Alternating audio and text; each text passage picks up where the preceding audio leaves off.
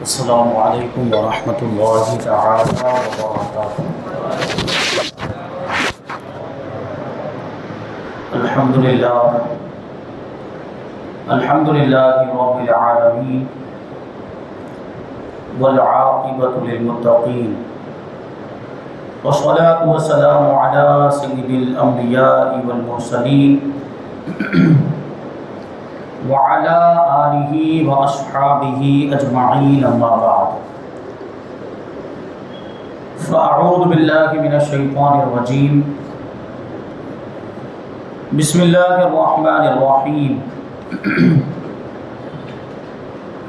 الذین ينفقون اموالهم باللیل والنہار سرا وعلانیہ فلهم اجرهم عند ربهم ولا خوف علیہم ولا هم يحزنون۔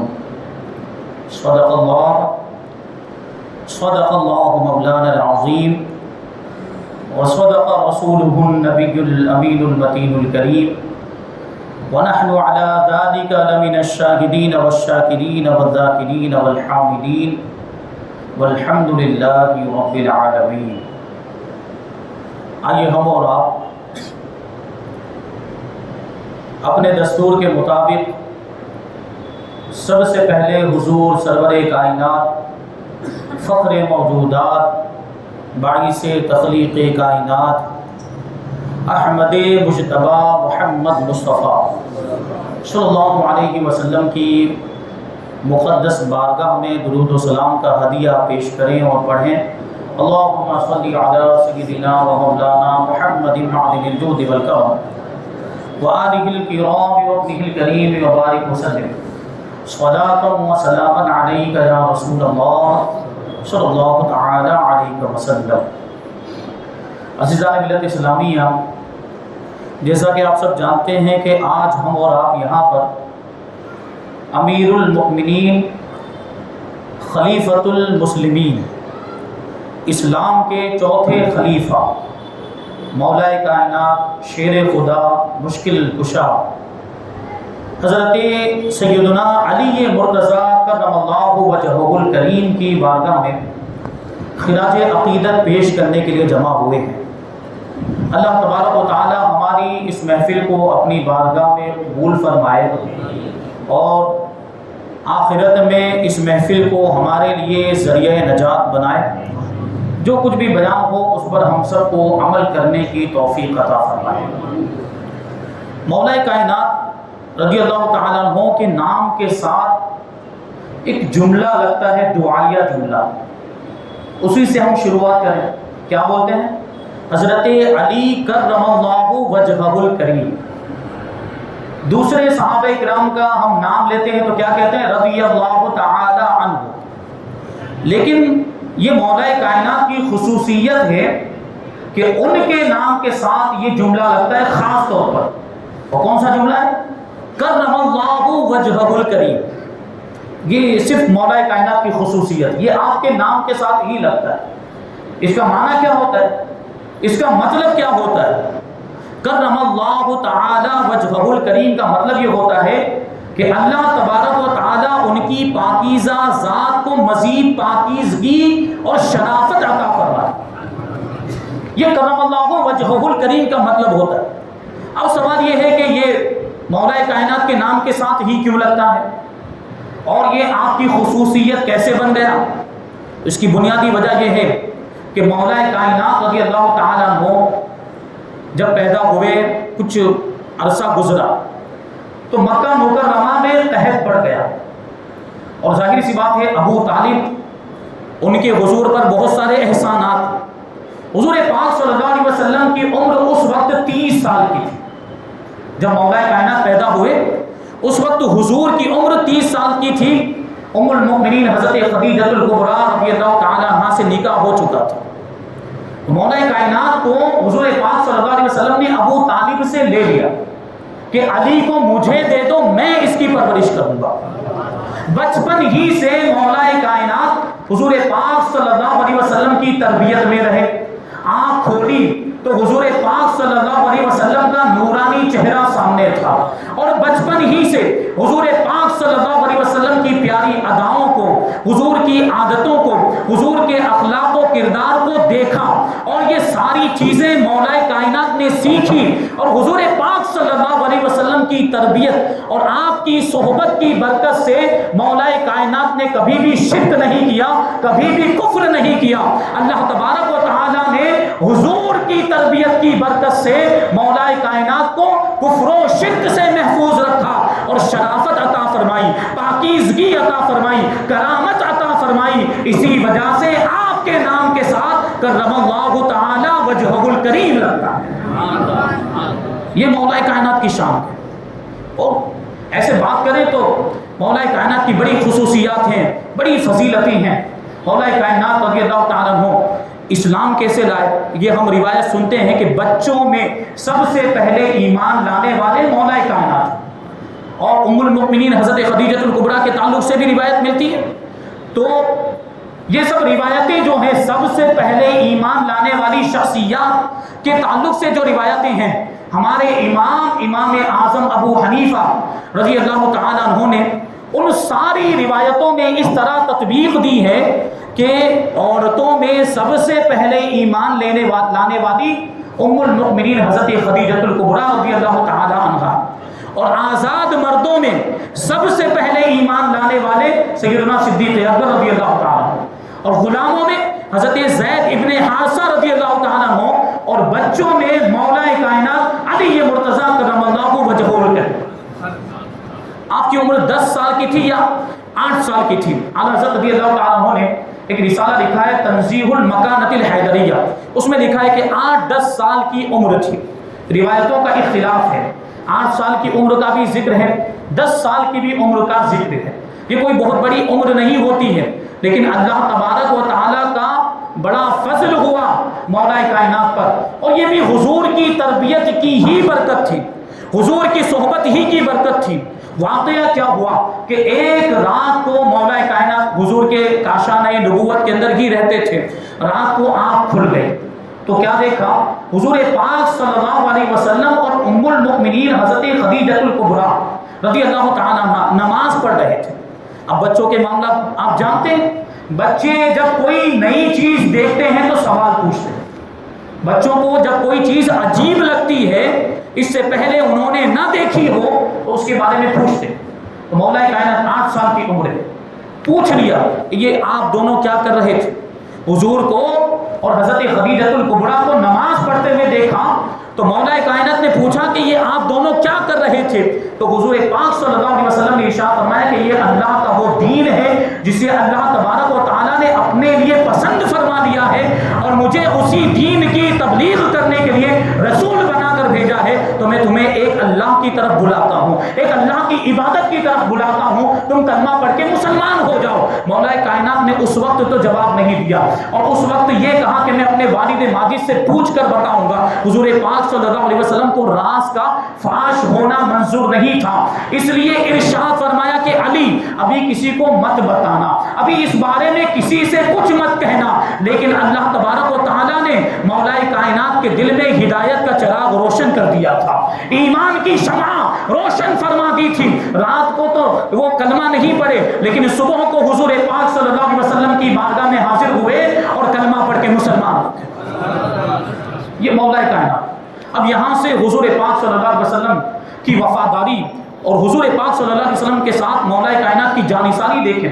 اب پوری زندگی مولا کائنات حضور پاک صلی اللہ علیہ وسلم کے ساتھ رہے، پوری زندگی۔ ہجرت کا موقع آیا تو ہجرت کے وقت بستر پر سونے کے لیے بھی حضور پاک صلی اللہ علیہ وسلم نے مولا کائنات کا انتخاب فرمایا۔ بڑا مشہور واقعہ ہے، حضور پاک صلی اللہ علیہ وسلم نے کیا ارشاد فرمایا؟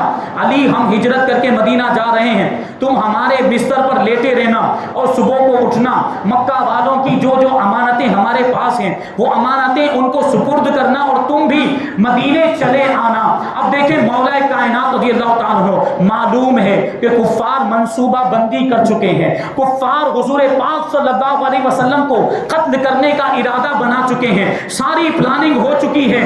وہ بستر حضور پاک صلی اللہ علیہ وسلم کا، یہ ظاہری ظاہری طور پر کانٹوں کا بستر بنا ہوا تھا، لیکن وہ بستر آج مولا کائنات کے لیے پھولوں کی سیج بن گیا تھا، کیونکہ مولا کائنات کو حضور نے کیا فرمایا کہ تم سوؤ گے اور صبح اٹھو گے بھی، اور مکہ والوں کی امانتیں ان کے حوالے بھی کرو گے، اور مدینہ منورہ آ جاؤ گے، اور یہ مولا کائنات ہیں، یہ حضور پاک صلی اللہ علیہ وسلم کے تربیت یافتہ صحابی ہیں، یہ آج کل کے وہابی نہیں تھے، وہ صحابی رسول، ان کا یہ عقیدہ تھا کہ حضور نے جیسا فرمایا بالکل ویسا ہی ہو کر رہے گا۔ حضور نے ارشاد فرمایا کہ علی تم صبح اٹھو گے تو میں ضرور اٹھوں گا۔ مولا کائنات کہتے ہیں کہ مجھے اس رات جیسی نیند آئی ہے ایسی اطمینان اور سکون کی نیند پوری زندگی نہیں آئی۔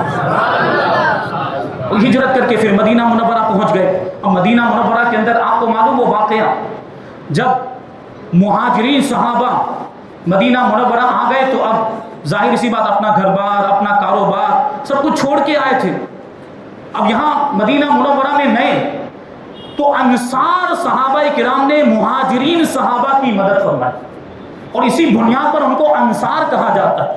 انصار کا مطلب ہی ہوتا ہے مدد کرنے والے۔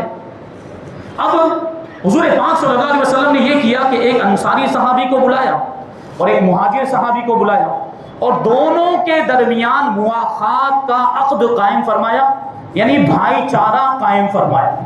روایتوں میں آیا ہے کہ حضور پاک صلی اللہ علیہ وسلم ایک مہاجر اور ایک انصاری صحابی کو بلاتے اور ارشاد فرماتے کہ آج سے تم دونوں آپس میں بھائی بھائی۔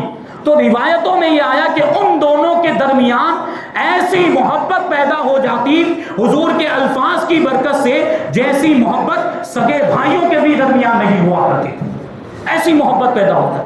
تو تمام مہاجرین صحابہ کو کسی نہ کسی انصاری صحابی کا بھائی بنا دیا، بھائی چارہ قائم کر دیا، یہ عقد مواخات ہو گیا۔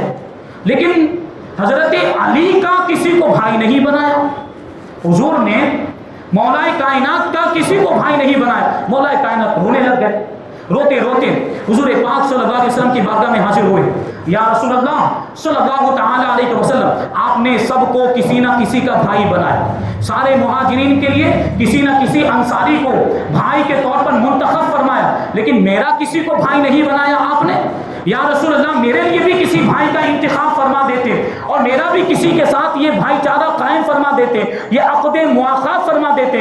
حضور پاک صلی اللہ علیہ وسلم نے اس وقت ارشاد فرمایا تھا علی گھبرانے کی ضرورت نہیں ہے، انت اخی فی الدنیا والآخرہ، تم تو دنیا اور آخرت میں میرے بھائی ہو۔ جس کو حضور نے اپنا بھائی کہہ دیا پھر اس کو کسی اور بھائی کی ضرورت پڑے گی؟ لیکن یہ بات ذہن میں رکھیں، حضور نے خود ارشاد فرمایا کہ علی تم تو دنیا اور آخرت میں میرے بھائی ہو، لیکن اس کے باوجود بھی مولا کائنات نے پوری زندگی کبھی بھی حضور کو بھائی کہہ کر نہیں پکارا ہے۔ پکارا ہے تو یا رسول اللہ کہہ کر پکارا ہے، پکارا ہے تو یا نبی اللہ کہہ کر پکارا ہے، پکارا ہے تو یا حبیب اللہ کہہ کر پکارا ہے۔ یہ مولا کائنات حضور کی بارگاہ کا ہمیں ادب سکھا رہے ہیں۔ وہ تو رشتے کے اعتبار سے بھی چچا زاد بھائی تھے اور حضور نے اس اعتبار سے بھی بھائی کہہ دیا، اس کے باوجود بھی مولا کائنات نے حضور کو اپنا بھائی نہیں کہا۔ لیکن 1400 سال کے بعد یہ آج کل کا وہابی حضور کے بارے میں کہتا ہے کہ معاذ اللہ حضور تو ہمارے بڑے بھائی کی طرح ہے۔ کتنے بدبخت ہیں یہ لوگ، مولا کائنات نے بھائی نہیں کہا اور یہ لوگ معاذ اللہ حضور کو اپنا بڑا بھائی کہتے ہیں۔ بہرحال بڑے واقعات ہیں اور بہت سارے واقعات تو آپ نے سنے ہوں گے، اور یہاں اس جگہ پر اس مقام پر گفتگو کرنے میں بھی تھوڑا نروس ہو جاتے ہیں، کیونکہ تقریباً سارے واقعات آپ نے سنے ہوں گے، کون سی بات کریں کون سی بات نہ کریں، اس طرح کے معاملات ہوتے ہیں۔ بہرحال آگے چلیں، کچھ انشاءاللہ آپ کو نئی باتیں سننے کو ملے گی۔ مولا کائنات رضی اللہ تعالیٰ عنہ پوری زندگی حضور کے ساتھ رہے، جانثاری اور وفاداری کا ثبوت پیش کیا۔ سارے غزوات میں، غزوہ تبوک کو چھوڑ کر سارے غزوات میں شریک ہوئے اور اپنی شجاعت و بہادری کا ثبوت پیش کیا۔ اور جنگ خیبر کون نہیں جانتا؟ مولا کائنات کو یہ خصوصیت حاصل ہے کہ آپ کو فاتح خیبر کہا جاتا ہے۔ خیبر کئی دن تک فتح نہیں ہو رہا تھا، ابو بکر کو بھی جھنڈا دیا گیا، سیدنا صدیق اکبر کو بھی جھنڈا دیا گیا، فاروق اعظم کو بھی جھنڈا دیا گیا، لیکن وہ خیبر کا قلعہ فتح نہیں ہو رہا تھا۔ تو حضور نے ایک دن ارشاد فرمایا کہ کل اس شخص کو جھنڈا دوں گا جس کے ہاتھ پر اللہ تبارک و تعالیٰ فتح عطا فرمائے گا، وہ اللہ اور رسول سے محبت کرتا ہے اور اللہ اور رسول اس سے محبت کرتا ہے۔ وہ سارے صحابہ صحابہ کرام، ظاہر سی بات ہے یہ بہت بڑی سند تھی، یہ سرٹیفکیٹ تھا، یہ اس بات کا سرٹیفکیٹ تھا کہ وہ اللہ سے محبت کرتا ہے، رسول سے محبت کرتا ہے، اور اللہ اور رسول اس سے محبت کرتے ہیں۔ یہ تو ضمانت مل جاتی، جس کو جھنڈا ملتا اس کو اس بات کی سند مل جاتی، اور پھر فاتح خیبر ہونے کا اعزاز بھی مل جاتا، فاتح خیبر کا لقب بھی مل جاتا۔ لیکن فاتح خیبر ہونا کسی اور کے حصے میں نہیں تھا، مولا کائنات کے نصیب میں تھا۔ اور پھر مولا کائنات کو جب صبح پکارا، بلایا، لوگوں نے بتایا کہ ان کی تو آنکھ آئی ہوئی ہے، انہیں تو آشوب چشم ہو گیا۔ حضور نے فرمایا بلا کر لاؤ، حضور نے فرمایا بلا کر لاؤ۔ ابھی سوچنے جیسی بات ہے، مولا کائنات کو اتنی زیادہ تکلیف تھی آنکھ میں، آشوب چشم کیسا ہوا تھا۔ وہ ایک صحابی رسول غالباً حضرت سلمہ بن اقوا رضی اللہ تعالیٰ عنہ، وہ مولا کائنات کو لے کر آئے تو ہاتھ پکڑ کر لے کر آئے، یعنی کیسی تکلیف ہوگی کہ ہاتھ پکڑ کر لانا پڑا۔ اب یہ تکلیف جب حضور کی بارگاہ میں پہنچے تو کیا ہوا معلوم ہے آپ کو؟ فَبَصَقَ رَسُولُ اللَّهِ صلی اللہ علیہ وسلم فی عَيْنَيْهِ، اللہ کے رسول صلی اللہ علیہ وسلم نے مولا کائنات کی آنکھوں میں اپنا لعاب دہن لگا دیا، تو ایسی شفا ہو گئی جیسے کہ کچھ تکلیف تھی ہی نہیں۔ یہ حضور کا معجزہ۔ بہرحال پھر وہ خیبر فتح ہو گیا مولا کائنات کے ہاتھ سے، اور پھر آپ کو فاتح خیبر کا لقب مل گیا۔ خیبر کے دروازے کا بھی واقعہ آپ جانتے ہیں، مولا کائنات نے ایک ہی ہاتھ سے اکھاڑ کر وہ دروازہ پھینک دیا، اس کو ڈھال بنا لیا تھا، بعد میں 40 لوگ مل کر بھی اس دروازے کو نہیں اٹھا پائے تھے۔ یہ مولا کائنات کی طاقت ہے، یہ مولا کائنات کی شجاعت و بہادری۔ آگے چلتے ہیں، مولا کائنات رضی اللہ تعالیٰ عنہ 40 ہجری میں آپ کی شہادت ہوئی۔ 40 ہجری رمضان کا مہینہ تھا، 17 رمضان المبارک کو آپ کو زخم لگا ہے، اور 21 رمضان المبارک کی شب کو آپ نے شہادت کا جام نوش فرمایا۔ اور جس بدبخت نے آپ پر حملہ کیا تھا اس کا نام تھا عبد الرحمن ابن ملجم، اور اس کے بارے میں اللہ کے رسول صلی اللہ علیہ وسلم نے پہلے ہی ارشاد فرما دیا تھا۔ حضرت عمار بن یاسر رضی اللہ تعالیٰ عنہ بیان کرتے ہیں کہ ہم یعنی میں اور حضرت علی مرتضیٰ رضی اللہ تعالیٰ عنہ غزوہ ذی العشیرہ کے موقع پر ہم حضور کے ساتھ میں تھے، تو حضور پاک صلی اللہ علیہ وسلم نے اس وقت ارشاد فرمایا کہ میں ایسے 2 لوگوں کے بارے میں کیا تم کو نہ بتاؤں جو سارے لوگوں میں سب سے زیادہ بدبخت ہیں، یعنی سب سے زیادہ خست والے ہیں، کمینگی والے لوگ ہیں، بدبخت ہیں۔ تو صحابہ نے عرض کیا یا رسول اللہ ضرور بتائیں۔ تو حضور پاک صلی اللہ علیہ وسلم نے فرمایا ان 2 بدبختوں میں سے ایک بدبخت وہ شخص ہے جس نے حضرت صالح علیہ السلام کی اونٹنی کی ٹانگیں کاٹی تھی۔ حضرت صالح علیہ السلام کی اونٹنی کا واقعہ آپ نے سنا ہوگا، وہ پہاڑ میں سے برآمد ہوئی تھی اونٹنی، اور اس کے پانی پینے کے لیے ایک دن مقرر کیا گیا تھا، ایک دن اور لوگوں کے لیے مقرر کیا گیا تھا، لیکن ان لوگوں نے نافرمانی کی۔ حضرت صالح علیہ السلام کی قوم نے نافرمانی کی، اور اس ایک شخص نے اس اونٹنی کی ٹانگیں کاٹ دی، کونچے کاٹ دی، اس اونٹنی کو ہلاک کر دی، اس کی وجہ سے عذاب آیا۔ اس شخص کا نام تھا قدار بن صالف، قوم سمود، حضرت صالح علیہ السلام کی قوم کا وہ شخص تھا جس کا نام تھا قدار بن صالف۔ حضور فرماتے ہیں ایک بدبخت وہ، اور دوسرا بدبخت کون؟ دوسرا بدبخت وہ ہے اے علی جو تمہارے سر پر وار کرے گا اور تمہارے خون سے تمہاری داڑھی کو سرخ کر دے گا۔ یہ عبد الرحمن ابن ملجم، اس کے بارے میں حضور نے پہلے ہی سے ارشاد فرما دیا کہ علی یہ بدبخت تم پر تمہارے سر پر وار کرے گا، جس کی وجہ سے تمہارے خون کی بنیاد، خون سے تمہاری داڑھی سرخ ہو جائے گی، لال ہو جائے گی۔ یہ عبد الرحمن ابن ملجم کے بارے میں سوانح کربلا میں حضرت صد الافاضل علیہ رحمہ فرماتے ہیں کہ یہ کوفہ آیا، اور کوفہ آنے کے بعد یہ خارجی شخص تھا، اس نے اپنے حامیوں کو جمع کیا، اس میں ایک شخص تھا اس کا نام تھا برق ابن عبداللہ تمیمی خارجی، اور ایک دوسرا شخص تھا جس کا نام تھا عمرو بن بکیر تمیمی خارجی۔ یہ 3 لوگ جمع ہوئے، اور ان تینوں لوگوں نے آپس میں معاہدہ کیا، آپس میں ایگریمنٹ کیا کہ ہمیں 3 لوگوں کو قتل کرنا ہے۔ کون 3 لوگ؟ حضرت علی رضی اللہ تعالیٰ عنہ، حضرت امیر معاویہ رضی اللہ تعالیٰ عنہ، اور حضرت عمرو بن عاص رضی اللہ تعالیٰ عنہ۔ ان 3 لوگوں کو ہمیں قتل کرنا ہے۔ اب سوال یہ پیدا ہوتا ہے کہ مولا کائنات اور حضرت امیر معاویہ کے درمیان تو وہ معاملات چل رہے تھے اور جنگ کے بھی معاملات تھے، تو حضرت علی کو قتل کرنا، خارجی تو حضرت علی کے دشمن، لیکن حضرت امیر معاویہ کو کیوں قتل کرنا چاہتے تھے اور حضرت عمرو بن عاص کو کیوں قتل کرنا چاہتے تھے؟ اس کی بنیادی وجہ یہ ہے کہ خارجیوں کا یہ عقیدہ تھا کہ دنیا میں دینی معاملات میں کسی انسان کو حاکم اور فیصل نہیں بنا سکتے۔ خارجیوں کا یہ عقیدہ تھا کہ دینی معاملات کے اندر کسی بھی انسان کو فیصل اور حکم نہیں بنا سکتے۔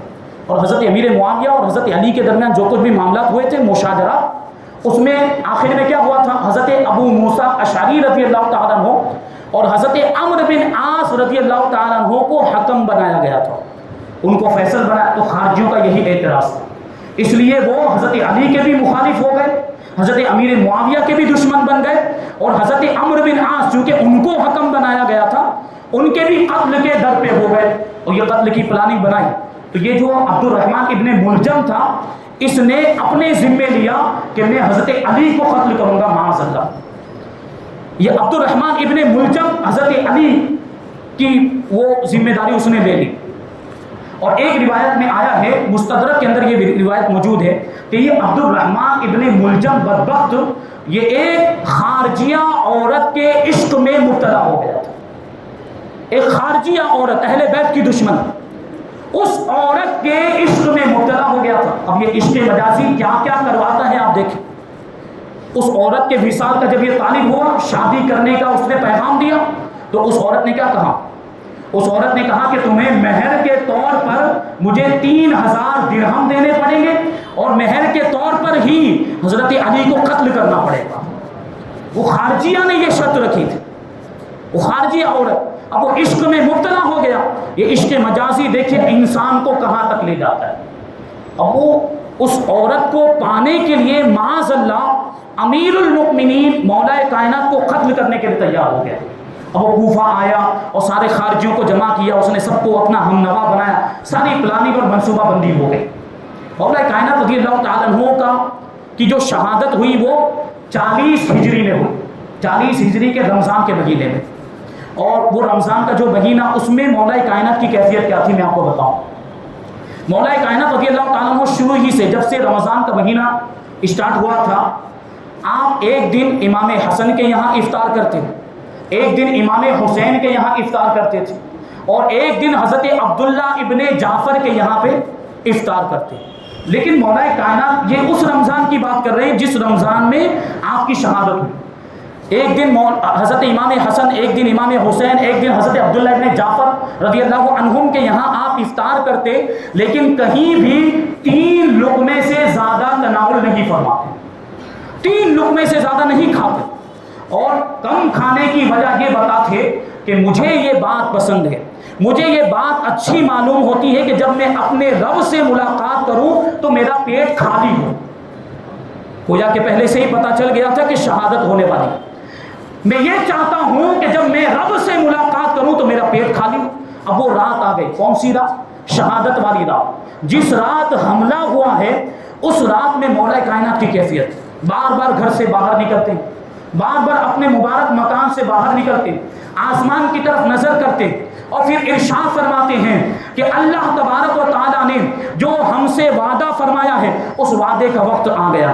کوئی بھی خبر مجھ تک جھوٹی نہیں پہنچی ہے، کوئی بھی خبر مجھ تک جھوٹی نہیں پہنچی ہے، جو وعدہ مجھ سے کیا گیا ہے اس وعدے کا وقت آ گیا۔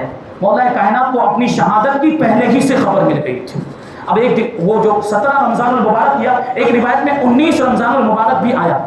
وہ رات جب آئی سحر کے وقت، مولا کائنات صبح شادی کے وقت بیدار ہوئے، مؤذن آیا، اس نے آواز لگائی الصلاۃ الصلاۃ، نماز کا وقت ہو چکا ہے، نماز پڑھنے کے لیے چلے۔ مولا کائنات رضی اللہ تعالیٰ عنہ نماز پڑھنے کے لیے مسجد کی طرف چلے۔ اب مولا کائنات کی یہ عادت کریمہ تھی کہ آپ جب نماز کے لیے جاتے تو صدائیں لگاتے ہوئے جاتے، لوگوں کو نماز کے لیے پکارتے ہوئے جاتے کہ نماز کا وقت ہو گیا ہے، نماز پڑھنے کے لیے چلو۔ اب مولا کائنات جا رہے ہیں اور صبح شادی کے وقت اندھیرا ہوتا ہے۔ صبح شادی کے وقت اگر کوئی کہیں گھاٹ میں چھپ کر بیٹھا ہو پتہ نہیں چلے گا۔ یہ عبد الرحمن ابن ملجم وہیں راستے میں کہیں پر چھپ کر بیٹھا ہوا تھا، اور موقع کی تلاش میں تھا، مولا کائنات کرم اللہ وجہہ الکریم جب اس کے قریب سے گزرے تو یہ جھاڑیوں میں سے نکلا اور اس نے ایک تلوار نکالنے کے بعد ایسا زوردار وار مولا کائنات کے سر پر کیا کہ وہ تلوار پیشانی کو چیرتی ہوئی کنپٹی تک پہنچ گئی اور دماغ پر جا کر وہ تلوار ٹھہری ہے۔ ایسا سخت وار اس نے کیا۔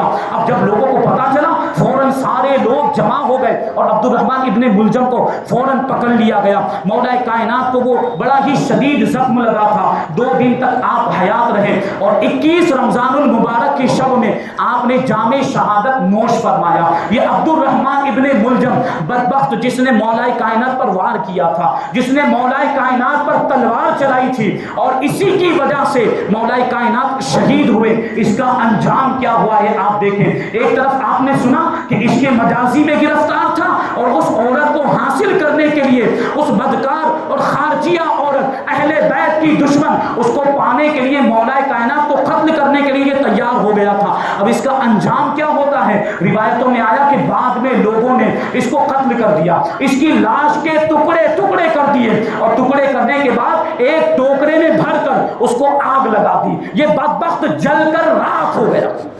اس کا یہ انجام ہوا عبد الرحمن ابن ملجم کا۔ اور ابھی یہیں پر بس نہیں، عبد الرحمن ابن ملجم کو یہ جلا تو دیا گیا اور اس کے جسم کو ابھی ظاہری طور پر معاملہ ختم ہو گیا، لیکن ایک روایت، ایک واقعہ میں نے پڑھا۔ حضرت اسماع عبادانی بیان کرتے ہیں، شرح الصدور کے اندر امام جلال الدین سیوطی رحمۃ اللہ تعالی علیہ نے اس واقعے کو ذکر کیا۔ وہ واقعہ کیا ہے؟ حضرت اسماع عبادانی رحمۃ اللہ تعالی علیہ بیان کرتے ہیں کہ میں ایک مرتبہ ایک جنگل میں گیا، ویران جنگل جہاں کوئی آبادی نہیں تھی، کوئی مکانات گھر وغیرہ کچھ بھی نہیں تھا، لیکن اس جنگل کے اندر ایک گرجا گھر تھا۔ گرجا گھر وہ عیسائیوں کی عبادت گاہ۔ وہ حضرت اسماع عبادانی کہتے ہیں کہ میں اس گرجے میں گیا تو اس گرجے کے اندر ایک راہب رہتا تھا۔ راہب مطلب پادری، وہ گرجے میں جو وہ وہاں کے جو محافظ ہوتے ہیں وہ پادری آپ جانتے ہیں۔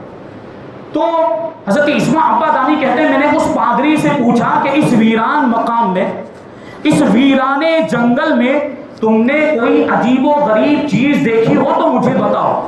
لوگوں کو ہوتا ہے نا عجیب و غریب چیزیں اور عجیب و غریب واقعات معلوم کرنے کا ایسا شوق ہوتا ہے۔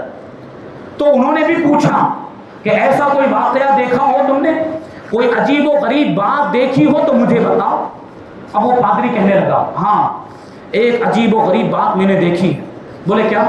بولے ایک مرتبہ ایسا ہوا کہ یہ ویران مقام، یہ میرا جو گرجا گھر ہے جنگل، اس جنگل میں نے دیکھا میرے گرجے کے سامنے ایک دیو ہیکل شتر مرغ کی طرح سفید پرندہ آیا۔ شتر مرغ حالانکہ کالا ہوتا ہے لیکن شتر مرغ کا سائز بتا رہے ہیں کہ شتر مرغ جتنا بڑا پرندہ سفید رنگ کا، شتر مرغ کالا ہوتا ہے لیکن یہ والا پرندہ سفید رنگ کا تھا۔ وہ پرندہ آیا اور ایک پتھر وہاں پر موجود تھا، اس پتھر کی طرف اشارہ کرتے ہوئے وہ پادری کہتا ہے کہ اس پرندے نے اس پتھر کے اوپر قے کی، الٹی کی، مامٹ کی۔ اب کیا ہوا؟ جب اس نے قے کی تو جو اس کے منہ سے نکلا تھا وہ پہلے تو نیچے گرا، پھر اس میں سے ایک آدمی کا سر نکلا، اس میں سے ایک آدمی کا سر نکلا اور وہ پرندہ برابر قے کرتا ہی رہا اور بجلی کی تیزی کے ساتھ اس میں سے انسان کے اعضاء نکلتے رہے۔ جیسے جیسے وہ الٹی کرتا جاتا تھا اس میں سے انسان کے اعضاء نکلتے، کبھی سر نکلتا، کبھی ہاتھ نکلتے، کبھی پیر نکلتے، کبھی پیٹ کا حصہ نکلتا، کبھی پیٹھ کا حصہ نکلتا۔ وہ کہتے ہیں یہاں تک کہ ایک پورا مکمل آدمی تیار ہو گیا۔ تعجب خیز بات، ایک مکمل آدمی تیار ہو گیا۔ اب وہ اٹھنے کی کوشش ہی کر رہا تھا کہ اس پرندے نے، اس دیو ہیکل پرندے نے، اس بڑے سائز والے پرندے نے اس پر چونچ ماری اور اتنی زور سے چونچ ماری، ٹھونک ماری کہ پھر سے وہ ٹکڑے ٹکڑے ہو گیا۔ جو اعضاء جڑے تھے وہ اعضاء پھر بکھر گئے اور پھر وہ دوبارہ اس کو نگل گیا۔ وہ پرندہ دوبارہ وہ سارے اعضاء کو نگل گئے۔ وہ کہتا ہے میں یہ دیکھ کر بڑا پریشان ہوا، میں ڈر گیا، گھبرا گیا، یہ کیسا معاملہ۔ لیکن یہ ایک دن ایسا واقعہ پیش نہیں آیا، کئی دنوں تک روزانہ میں یہ اس واقعے کو دیکھتا وہ پرندہ آتا، وہ قے کرتا، الٹی کرتا، اس میں سے وہ آدمی نکلتا، پھر وہ پرندہ اس کو مارتا، اس کو چونچ مارتا، وہ پھر سے بکھر جاتا اور پھر پرندہ اس کو دوبارہ نگل لیتا تھا۔ اس طریقے سے اس آدمی کو سزا دی جا رہی تھی۔ تو مجھے یہ دیکھ کر یقین ہو گیا، اپنے رب کی قدرت کا یقین ہو گیا کہ پروردگار زندہ کر کے مارنے پر اور مار کر دوبارہ زندہ کرنے پر قادر ہے۔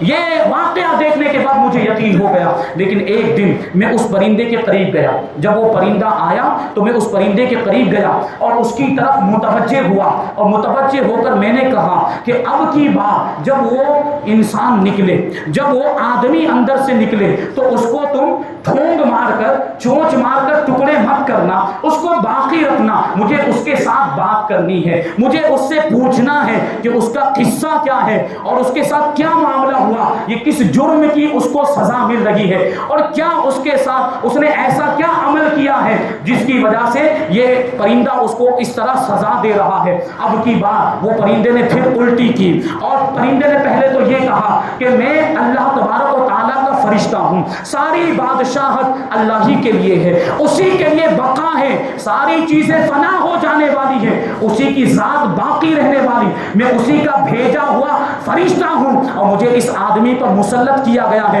کہ میں اس کو سزا دیتا رہوں، میں اس کو عذاب دیتا رہوں۔ اور اب کی بات جب اس نے قے کی اور وہ آدمی نکلا تو اس نے چونچ مار کر اس کو جو ہے کہ ہلاک نہیں کیا، اس کو ٹکڑے نہیں کیا۔ وہ پادری آگے بڑھا، اور آگے بڑھنے کے بعد اس آدمی سے پوچھتا ہے کہ تیرا کیا معاملہ ہے، اے اپنی جان پر ظلم کرنے والے آدمی، تیرا کیا قصہ ہے، تو نے ایسا کون سا عمل کیا ہے جو یہ سزا تجھے دی جا رہی ہے؟ تو وہ جو آدمی جو وہ پرندے کی الٹی سے نکلا تھا، جو پرندے کی قے سے نکلا تھا، وہ جواب دیتا ہے کہ میں حضرت علی مولا کائنات کا قاتل عبد الرحمن ابن ملجم ہوں، میں مولا کائنات کا قاتل ہوں عبد الرحمن ابن ملجم۔ جب میں مر چکا، جب میں مر گیا تو میری روح کو اللہ کی بارگاہ میں پیش کیا گیا اور میرے نامہ اعمال کو میرے ہاتھ میں دے دیا گیا، جس کے اندر میری پیدائش سے لے کر مولا کائنات کو شہید کرنے کے وہاں تک کے سارے واقعات لکھے ہوئے تھے، ساری نیکیاں اور ساری برائیاں اور سارے گناہ اس کے اندر لکھے ہوئے تھے۔ پھر اللہ تبارک و تعالیٰ نے فرشتے کو حکم دیا کہ اس پر مسلط ہو جاؤ اور اس کو قیامت تک اسی طرح عذاب دیتا رہے کہ قے کر اس میں سے یہ نکلے گا، پھر اس کو ٹکڑے کر دیے جائیں اور پھر اس کو نگل دیا جائے۔ یہ فرشتہ کہتا ہے کہ مجھے اس پر اللہ نے مسلط کیا ہے کہ قیامت تک میں اسے یہ عذاب دیتا رہوں۔ یہ مولا کائنات کا قاتل، اس کا یہ انجام ہوا۔ اتنا کہنے کے بعد وہ خاموش ہو گیا، پھر اس پرندے نے اس کو چونچ ماری، پھر ٹکڑے ہو گیا اور وہ پرندہ پھر اس کو نگل گیا اور وہاں سے چلا گیا۔ یہ اس کا انجام ہوا۔ مولا کائنات کے قاتل عبد الرحمن ابن ملجم کا یہ انجام۔ سوچیں آپ، عشق مجازی نے اس کو کہاں تک پہنچا دیا۔ ایک بدکار عورت کے عشق میں وہ گرفتار ہوا اور اس کی خواہش پر مولا کائنات کو قتل کرنے کے لیے تیار ہو گیا۔ یہ عشق مجازی بہت بری بلا ہے۔ آج ہمارے نوجوان بھائیوں اور نوجوان بہنوں، نوجوان لڑکے لڑکیوں کے معاملات عشق مجازی میں کیسے گرفتار اور ملوث نظر آتے ہیں، کسی سے ڈھکی چھپی بات نہیں ہے۔ اس کی وجہ سے بے حیائی اور برائیوں کے دروازے کھلتے ہیں، گناہوں کے دروازے کھلتے ہیں، اور ان کی جوانیاں برباد، اور صرف وہ برباد نہیں ہو رہے ہیں، ہمارا معاشرہ برباد ہو رہا ہے۔ یہ ماں باپ کی بھی کوتاہیاں ہیں۔ ماں باپ نے آزادی دے دی، جاؤ گھومو پھرو۔ اب وہ لڑکے لڑکی آپس میں ابھی اجنبی، شادی نہیں صرف رشتہ ہوا، تبھی تو رشتہ بھی نہیں ہوا ہوتا ہے، کالج میں ساتھ میں پڑھتے گھومنے لگ جاتے، اور ظاہر سی بات ہے ساتھ میں گھومیں گے پھریں گے، تنہائی میں ہوں گے تو ظاہر سی بات صرف سلام کلام تو نہیں ہوگا، صرف خیریت تو دریافت نہیں کریں گے، بدکاریاں ہو رہی ہیں، بے حیائی کے کام، زناکاری تک ہو رہی ہے۔ اور یہ ماحول کتنا فتنے والا زمانہ آ گیا۔ اپنی بچیوں کو خاص طور پر بچانے کی ضرورت ہے، اپنی بچیوں کی عزت کی حفاظت کرنے کی ضرورت ہے۔ آپ کو معلوم ہونا چاہیے لاکھوں کی تعداد میں ہماری بچیاں غیر ہو گئی۔ ہم پر الزام لگایا جاتا ہے لو جہاد کا، جبکہ یہ کام وہ لوگ کر رہے ہیں غیر مسلم، لو کرانتی کے نام پر باقاعدہ ان کے نوجوانوں کو تربیت دی جا رہی ہے مسلمان لڑکیوں کو پھنسانے کی۔ آئے دن واقعات سوشل میڈیا پر دیکھتے ہیں، یہ لڑکی چلی گئی، یہ لڑکی کافرہ ہو گئی، اور پھر بعد میں کیا ہوتا ہے، یا تو خودکشی کر لیتی، یا اس کو قتل کر دیا جاتا، یا اس کی زندگی دوبھر بنا دی جاتی، اس پر ظلم و ستم کیا جاتا ہے، اور وہ وہاں پر قید ہو کر رہ جاتی ہے۔ اس کے لیے وہاں سے نکلنا اور آزاد ہونا مشکل ہو جاتا ہے۔ یہ تباہی کے دہانے پر ہم اپنی بچیوں کو خود ہی پہنچا رہے ہیں۔ ہم نے اپنے بچوں کی ویسی تربیت کرنا چھوڑ دیا جو ہمارے بزرگ کیا کرتے تھے۔ آج بھی ضرورت ہے اپنی بچیوں کی عزت کی حفاظت اگر چاہتے ہیں تو ان کو دینی تعلیم دیں۔ یہ لوگ کہتے ہیں نا کہ بیٹی بچاؤ بیٹی پڑھاؤ، ہم بھی ایک نعرہ نکالیں اور ہم بھی نعرہ لگائیں کہ بیٹی کو دین کی تعلیم دو اور بیٹی کی عزت کو بچاؤ۔ ضرورت ہے کہ نہیں اس بات کی؟ یقیناً ضرورت ہے۔ ہم لوگ غافل ہیں، آزادی اور چھوڑ دیا بچوں کو۔ اب تربیت کی ذمہ داری ہماری بنتی ہے۔ اللہ کے رسول نے ارشاد فرمایا کلکم راعٍ وکلکم مسئول عن رعیتہ، تم میں سے ہر ایک ذمہ دار ہے اور تم میں سے ہر ایک سے اس کے ماتحتوں کے بارے میں سوال ہوگا۔ ماں باپ ہے تو اولاد کے بارے میں پوچھا جائے گا، کوئی بادشاہ ہے تو اس کی رعایا کے بارے میں پوچھا جائے گا، استاد ہے تو اس کے شاگردوں کے بارے میں پوچھا جائے گا۔ سوال ہوگا کہ تم نے اپنے بچوں کی تربیت کی تھی کہ نہیں کی، صحیح تربیت، اسلام کی روشنی میں تربیت کی تھی کہ نہیں، اس کے ہم ذمہ دار، جواب دینا پڑے گا۔ بہرحال مولا کائنات رضی اللہ تعالیٰ عنہ، آپ کا وصال ہو گیا، شہادت ہو گئی۔ حضرت امام حسن مجتبیٰ اور امام علی مقام امام حسین اور حضرت عبداللہ ابن جعفر رضی اللہ عنہم نے آپ کو غسل دیا، اور امام حسن مجتبیٰ رضی اللہ تعالیٰ عنہ نے نماز جنازہ پڑھائی۔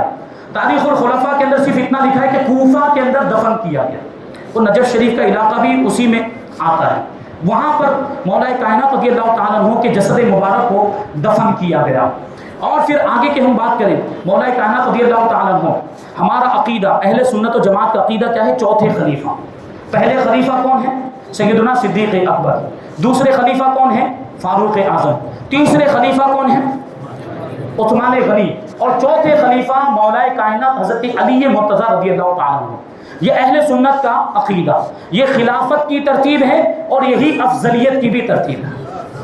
یہی افضلیت کی بھی ترتیب کہ انبیاء اور مرسلین کے بعد سب سے بڑا مرتبہ سیدنا صدیق اکبر کا، ان کے بعد فاروق اعظم کا، ان کے بعد عثمان غنی کا، ان کے بعد مولا کائنات کا، ان کے بعد باقی عشرہ مبشرہ کا، ان کے بعد باقی اصحاب بدر کا، ان کے بعد باقی اصحاب احد کا، اور ان کے بعد باقی اصحاب بیعت رضوان کا مرتبہ ہے، اور ان کے بعد باقی صحابہ کرام کا مرتبہ۔ یہ اہل سنت و جماعت کا عقیدہ، یہ افضلیت کی ترتیب ہے، اور یہی عقیدہ نجات کا ذریعہ ہے۔ اس عقیدے سے اگر بھٹکے آخرت برباد ہو جائے گا۔ کیسے ہوگا؟ مولا کائنات بھی اس سے ناراض ہے۔ جو مولا کائنات کو یہ خلفائے ثلاثہ پر، صدیق اکبر، فاروق اعظم، عثمان غنی پر فضیلت دے، مولا کائنات خود اس سے ناراض ہے۔ ایک واقعہ مصباح الظلام فی المستغیثین بخیر الانام فی الیقظۃ والمنام، یہ اتنا لمبا نام ہے کتاب کا۔ یہ کتاب لکھی حضرت ابو عبداللہ موسیٰ بن محمد مراکشی رحمۃ اللہ تعالی، عربی میں کتاب ہے۔ اس کتاب کے اندر ایک واقعہ لکھا ہے، بڑا ہی تعجب خیز واقعہ اور بڑا دلچسپ بھی ہے۔ میں نے یہ کہا نا کہ مولا کائنات اس سے ناراض ہوتے ہیں جو مولا کائنات کو خلفائے ثلاثہ سے افضل مانتا ہے، یعنی جو شیعیت زدہ ہے، جو رافضیت زدہ ہے، جس کا یہ ایسا عقیدہ ہے جو تفضیلی ہے، اس کے بارے میں دیکھیں یہ واقعہ۔ حضرت ابو عبداللہ محتدی نام کے ایک بزرگ، وہ کہتے ہیں کہ میں حج کرنے کے لیے گیا، اللہ تبارک و تعالیٰ نے مجھے حج کی سعادت نصیب فرمائی۔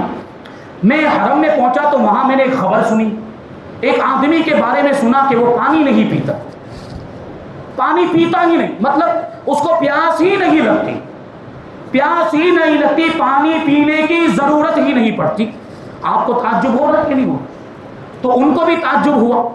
حضرت ابو عبداللہ محتدی رضی اللہ تعالیٰ عنہ کو تعجب ہوا کہ ایسا تو کون سا آدمی ہے کہ جس کو پیاس نہیں لگتی، وہ پانی نہیں پیتا۔ ملاقات کرنے کی خواہش، ڈھونڈا، تلاش کیا، ملاقات ہو گئی، اور اس سے پوچھے بھائی تمہارا کیا حال ہے، تمہارا واقعہ کیا ہے، پانی کیوں نہیں پیتی اور تم کو پیاس کیوں نہیں لگتی؟ تو اس نے جواب دیا کہ پہلے میں شیعہ فرقے سے تعلق رکھتا تھا اور میں حلہ کا باشندہ، ایک جگہ کا نام ہے، میں حلہ کا رہنے والا ہوں۔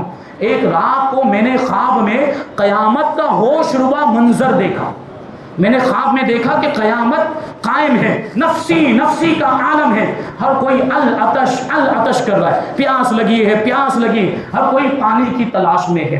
تو وہ شخص کہتا ہے کہ میں پانی ڈھونڈتے ڈھونڈتے حضور پاک صلی اللہ علیہ وسلم کے حوض کوثر پر پہنچا۔ میں نے دیکھا اس حوض پر، حضور کے حوض پر، ایک کنارے پہ سیدنا صدیق اکبر ہے، دوسرے کنارے پر فاروق اعظم ہے، تیسرے کنارے پر عثمان غنی ہے، اور چوتھے کنارے پر کون ہوں گے؟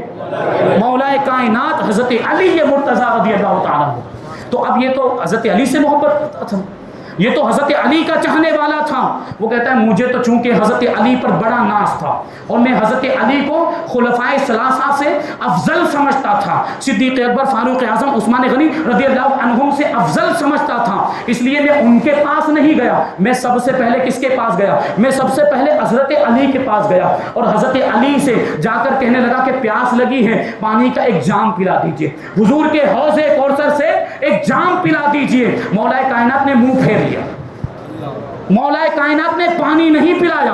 اب یہ حیران و پریشان، میں تو ان سے محبت کرتا تھا، میں تو ان سے پیار کرتا تھا اور میں تو ان پر اپنی جان چھڑکتا تھا اور انہوں نے مجھے پانی پلانے سے انکار کر دیا، لیکن آخرکار پیاس تو لگی، مرتا کیا نہیں کرتا، مرتا کیا نہیں کرتا۔ وہ دشمن تھا خلفائے ثلاثہ کا، لیکن اب گیا وہاں پر۔ مولا کائنات نے جب نہیں پلایا، سیدنا صدیق اکبر کے پاس گیا، انہوں نے بھی انکار کر دیا۔ فاروق اعظم کے پاس گیا، انہوں نے بھی پانی نہیں پلایا۔ عثمان غنی کے پاس گیا رضی اللہ عنہم، انہوں نے بھی منہ پھیر لیا، انہوں نے بھی پانی پلانے سے انکار کر دیا۔ اب کیا ہوا؟ آخری سہارا کون؟ اللہ کے رسول صلی اللہ علیہ وسلم کے چہرے انور پر نظر پڑی۔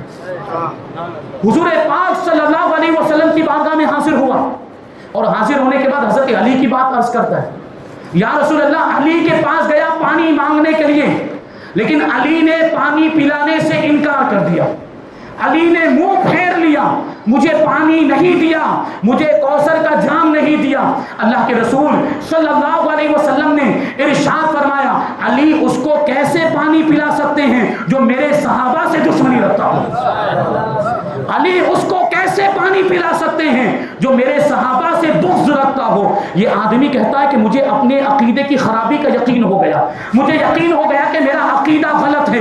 فوراً میں نے اللہ کے رسول صلی اللہ علیہ وسلم کے دستے اقدس پر سچے دل سے توبہ کی، اور جیسے ہی میں نے توبہ کی، اللہ کے رسول صلی اللہ علیہ وسلم نے کوثر کا جام بھر کر مجھے پلایا ہے۔ اب جب میری آنکھ کھلی ہے، وہ جام میں نے جب سے پیا ہے، وہ وقت تھا اور آج کا وقت ہے، مجھے آج بھی پیاس نہیں لگتی، پانی پینے کی ضرورت ہی نہیں پڑتی، پانی پینے کی ضرورت ہی نہیں پڑتی۔ یہ اہل سنت کا عقیدہ۔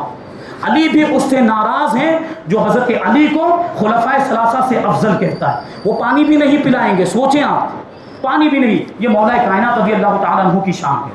اور یہ ہم عقیدے کی بات کر رہے ہیں، میں نے ابھی عرض کیا کہ جو خلافت کی ترتیب ہے وہی افضلیت کی ترتیب ہے، اور خلافت کا تو کوئی انکار کر ہی نہیں سکتا۔ پہلے خلیفہ کون بنے، دوسرے کون بنے، تیسرے کون بنے، چوتھے کون بنے، یہ تو ایک تاریخی حقیقت ہے، یہ تو ایک مسلمہ حقیقت، اس کا تو کوئی انکار ہی نہیں کر سکتا۔ خلیفہ بنے کون، یہ تو سب کو معلوم ہے اور سب مانتے بھی ہیں، سب اس بات کو تسلیم کرتے ہیں، سب اس بات کا اقرار کرتے ہیں کہ پہلے بنے ہیں ابو بکر صدیق، دوسرے نمبر پر بنے فاروق اعظم، اور تیسرے نمبر پر بنے کون؟ عثمان غنی، اور چوتھے نمبر پر کون بنے؟ یہ تاریخی حقیقت۔ اب مجھے بتائیے آپ لوگ کہ جب صحابہ کرام نے سیدنا صدیق اکبر کو خلیفہ بنایا، اس وقت حضرت علی موجود تھے کہ نہیں تھے؟ فاروق اعظم کو جب خلیفہ بنایا اس وقت مولا کائنات موجود تھے کہ نہیں تھے؟ عثمان غنی کو جب خلیفہ بنایا گیا اس وقت حضرت علی موجود تھے کہ نہیں تھے؟ اس کا کیا مطلب ہوا؟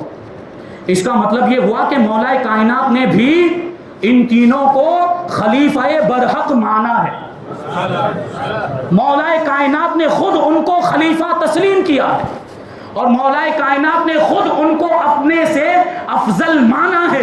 تو ہمارا کہنا یہی ہے کہ جب مولا کائنات نے خود ان کی خلافت کو اور ان کی افضلیت کو تسلیم کر لیا تو تمہارے پیٹ میں کیوں تکلیف ہوتی، تمہیں کیوں درد ہوتا ہے؟ آج کل کے جو یہ تفسیری نیم رافضی لوگ یہ پروپیگنڈا کرتے ہیں اور ہماری بھولی عوام کو گمراہ کرنے کی کوشش کرتے ہیں۔ آپ ان سے سوال پوچھو کہ جب ان تینوں کو خلیفہ بنایا گیا اس وقت مولا کائنات موجود تھے، حضرت علی موجود تھے، حضرت علی نے ان کی خلافت کو تسلیم کیا۔ اب وہ کیا کہیں گے؟ نہیں وہ تو چھین لی تھی معاذ اللہ، وہ تو خلافت چھین لی تھی، حضرت صدیق اکبر، فاروق اعظم اور عثمان غنی نے خلافت چھین لی، حضرت علی کا حق تھا انہوں نے غصب کر لی۔ تو کیا حضرت علی بزدل تھے؟ مولا کائنات بزدل تھے؟ تم تو اس طرح کہہ کر مولا کائنات کو بزدل کہنا چاہتے ہو۔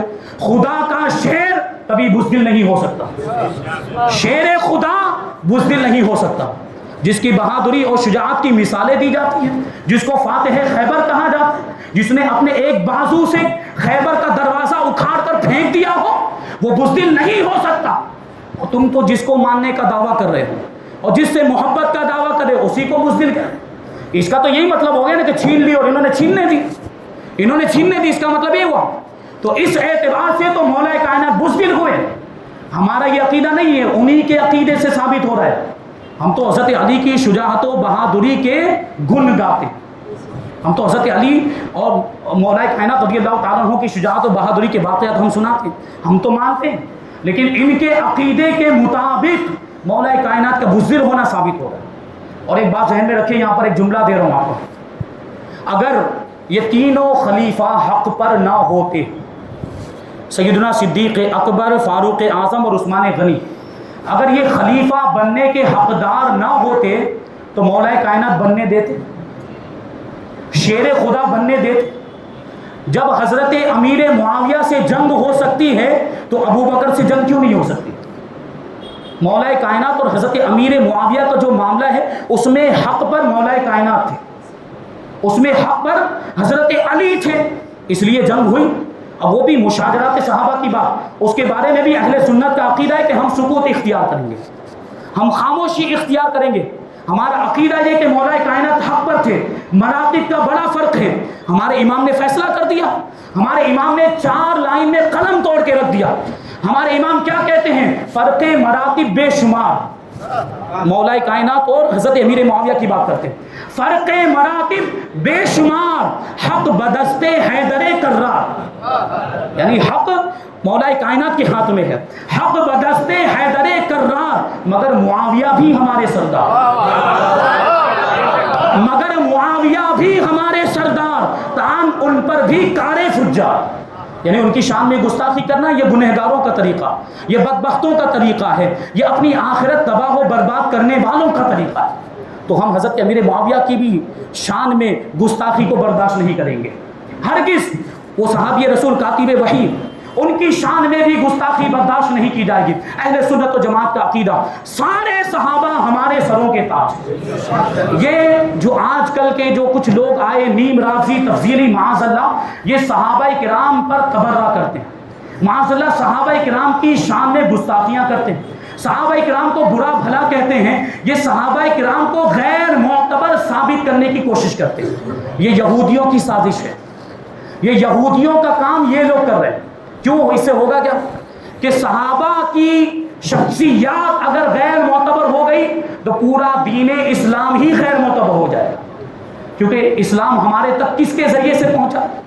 قرآن کس کے ذریعے سے پہنچا ہے؟ حدیثیں کس کے ذریعے سے پہنچی ہے؟ صحابہ کے ذریعے سے۔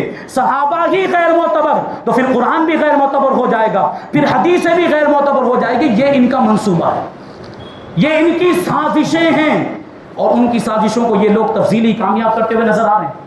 اہل سنت و جماعت کا عقیدہ ہی صحیح عقیدہ ہے، اور یہی عقیدہ نجات کا ذریعہ ہے، جس میں اہل بیت کی تعظیم بھی ہے، جس میں صحابہ کی بھی تعظیم ہے۔ الحمدللہ ہم اہل بیت سے محبت کرتے ہیں، اور ہم ویسی محبت کرتے ہیں جیسی محبت کرنی چاہیے۔ ہم ان سے ان کے مرتبے سے ان کو بڑھاتے بھی نہیں، اور ان کے مرتبے سے ان سے ہم کو گراتے بھی نہیں ہیں۔ جو مرتبہ ان کا ہے اس مرتبے میں رکھتے ہوئے ان کی تعظیم کرتے ہیں اور ان سے محبت کرتے ہیں۔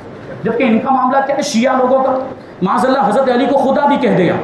یہ ایک ذاکر ان کا ابھی یہاں پہ آپ نے کچھ دن پہلے اس کی ایک کلپ سنی ہوگی، شیعہ لوگوں کا ایک ذاکر معاذ اللہ کیا کہتا ہے کہ ہمارے اندر اتنی اوقات نہیں، ہمارے اندر اتنی طاقت نہیں ہے کہ ہم اللہ کی عبادت کر سکیں، ہم اللہ تک نہیں پہنچ سکتے تو ہمیں علی کی عبادت کرنی چاہیے.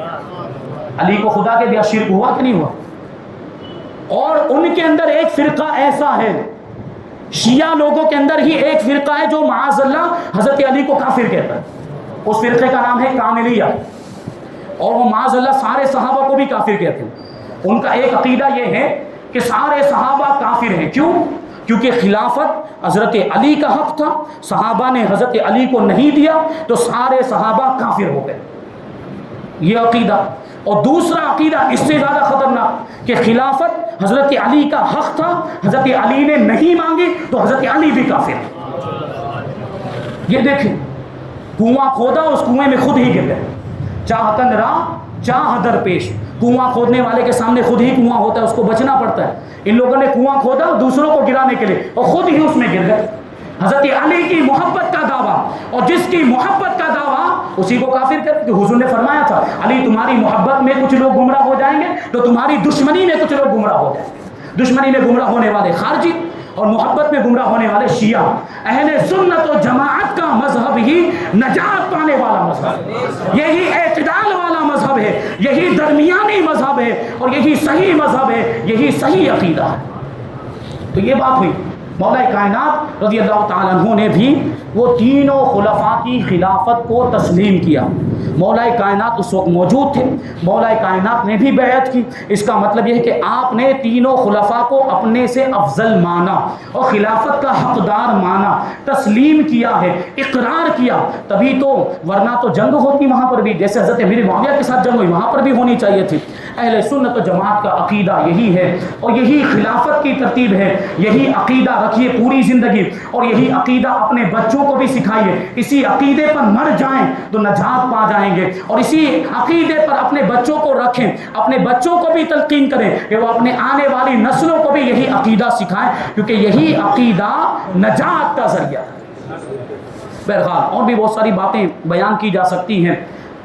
اللہ تبارک و تعالیٰ کی بارگاہ میں دعا ہے کہ جو کچھ بھی بیان ہوا اس پر ہم سب کو عمل کرنے کی توفیق عطا فرمائے، اور ہم سب کو مولا کائنات شیر خدا رضی اللہ تعالیٰ عنہ سے سچی پکی محبت کرنے اور ان کے نقش قدم پر چلنے کی توفیق عطا فرمائے. صحابہ سے بھی محبت کرنے کی توفیق عطا فرمائے، اور اہل بیت سے بھی محبت کرنے کی توفیق عطا فرمائے. مذہب اہل سنت و جماعت، جس کو اس زمانے میں مسلک اعلیٰ حضرت کہا جاتا ہے، اس پر ہم سب کو قائم و دائم رکھے اور اسی پر ہم سب کا خاتمہ فرمائے. وما علینا الا البلاغ. السلام علیکم.